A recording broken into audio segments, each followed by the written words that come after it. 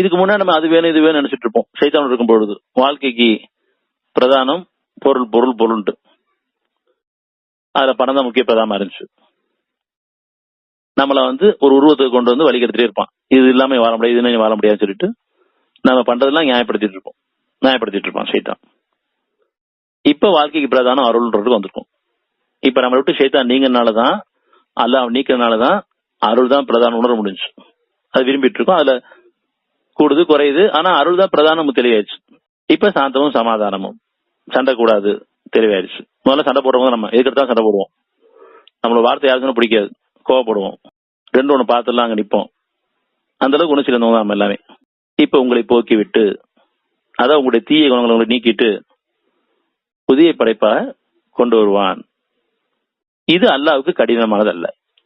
35:17 இது அல்லாவுக்கு கடினமானது அல்ல, லேசானது. நீங்க மட்டும் என்ன ஒப்படைச்சிருங்க. உங்களை ஒப்படைக்கும் போது உங்க குடும்பத்தை சேர்த்து ஒப்படைங்க. நான் மாத்தி அமைக்கிறேன். நீங்களா கஷ்டப்பட்டு இருக்காதீங்க. பொது நம்ம எல்லாருமே அந்த பொறுப்பை ஒப்படைக்காம இருக்கிறது கஷ்டமே. கொஞ்சம் கூட பொறுப்பு இல்லாம இருக்குன்னு சொல்றது அந்த பொறுப்பு ஒப்படைக்காதான். பொறுப்புங்கிறது நம்ம இருக்கக்கூடாது, அவன்கிட்ட ஒப்படைக்கணும்.